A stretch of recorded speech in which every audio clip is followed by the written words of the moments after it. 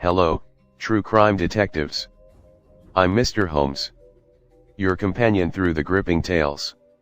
Today, we unravel the chilling story of the Green River Killer, a notorious serial killer whose reign of terror haunted the Pacific Northwest for decades. Join me as we delve into the investigation that led to the capture of one of America's most elusive murderers. Our story begins in the early 1980s in the Seattle metropolitan area. A series of gruesome murders, predominantly targeting young women involved in sex work, sends shockwaves through the community. The elusive nature of the killer earns him the moniker Green River Killer due to the initial discovery of victims near the Green River.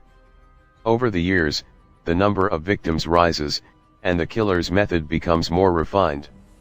He meticulously disposed of the bodies in remote locations, making it challenging for investigators to connect the dots.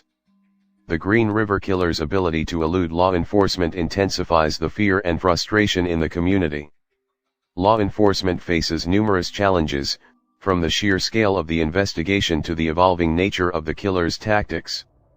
The lack of forensic technology at the time adds to the difficulties in solving the case.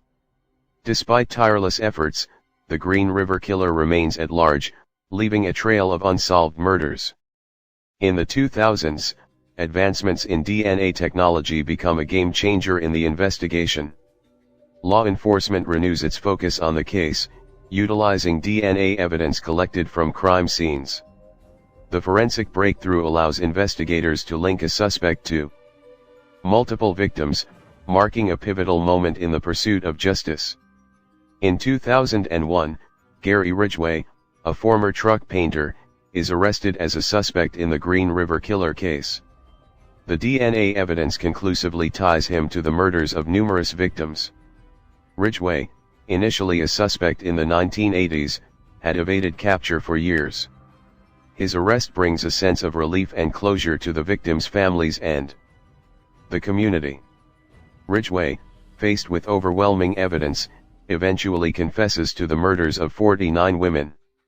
In a controversial move, he enters into a plea deal, providing information about the locations of victims' remains in exchange for avoiding the death penalty. The plea deal ensures that Ridgway will spend the rest of his life in prison without parole. The capture of the Green River Killer leaves an indelible mark on criminal profiling and the use of DNA technology in solving cold cases. The case highlights the challenges and perseverance of law enforcement and serves as a stark reminder of the profound impact a single, determined individual can have on a community.